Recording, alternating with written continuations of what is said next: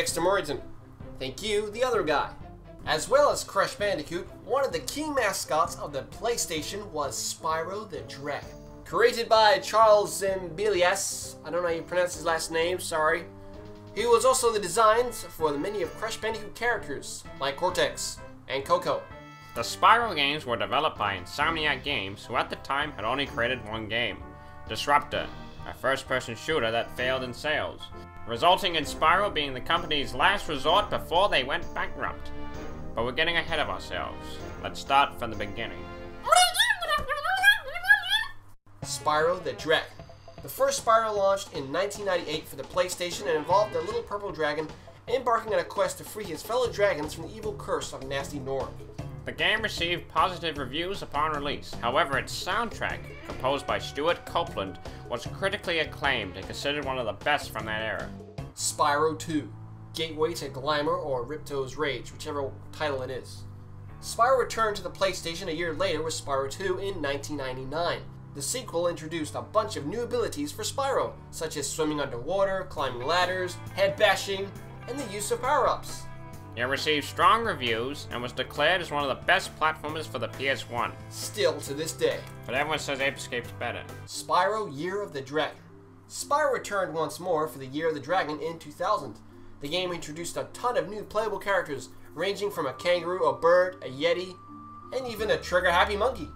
Oh, and even Spyro's little buddy Sparks got in on the action, in brilliant bird's-eye view shooting action and hunting. This was Insomniac's last game with the Purple Dragon, as they found his actions limited due to the fact that he couldn't pick anything up. Yet he can climb a ladder with his hands. And he can carry stuff using his mouth. And he's hauled drinks.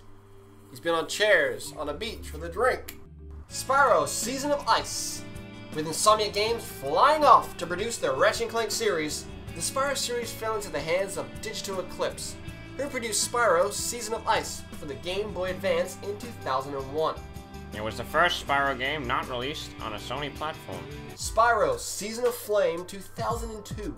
A year later, Digital Eclipse produced the sequel known as Spyro Season of Flame. It got flammable reviews, and was mostly famous for the chess-playing dragon. Spyro Enter the Dragonfly 2002. Arguably one of the worst Spyro games ever made.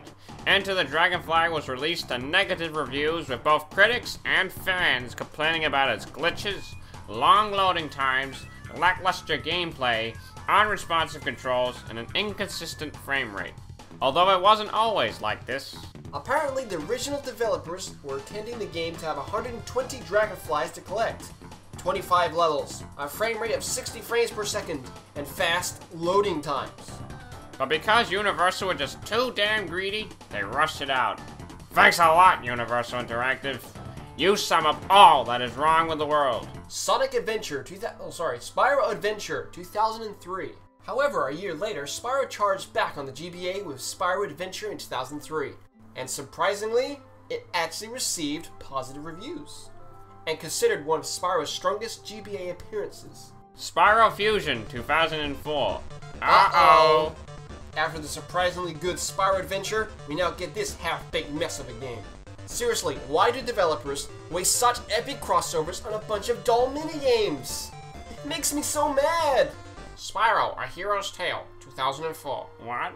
Oh? Spyro tried to redeem himself after the abysmal Enter the Dragonfly with A Hero's Tale, a game developed by Eurocom, and let me tell you, these guys know how to produce amazing graphics. While Hero's Tale was much better than its home console predecessor, it still received mixed reviews from critics due to its lack of originality and short length. But it was praised by the fans for sticking to what made the Spyro series so great. Spyro Shadow Legacy. Spyro flew to the DS with Spyro Shadow Legacy in 2005.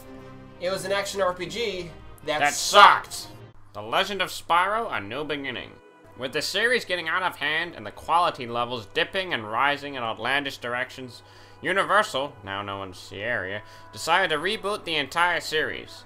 In 2006, The Legend of Spyro: A New Beginning emerged. It moved the gameplay to a more action-focused route and featured a starred voice talent from Elijah Wood, David Spade, and Gary Oldman.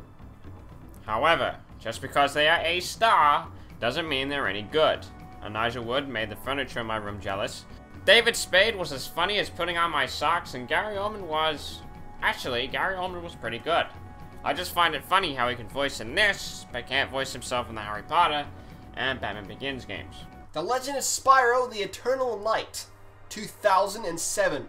A year later, and the much expected, but not anticipated, sequel glided into our laps in 2007. The game played similar to its predecessor, but with a much larger emphasis on exploration and puzzle solving. Elijah Wood returned and once again lived up to his name.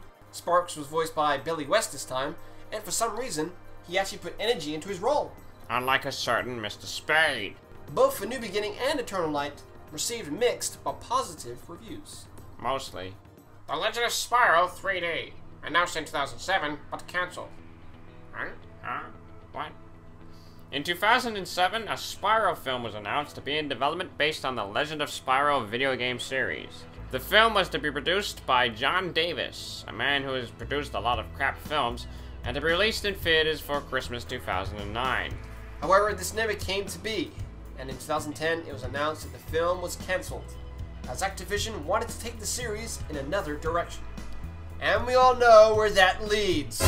However, before Activision got hold of Spyro and mutated him, we had The Legend of Spyro: Dawn of the Dragon in 2008.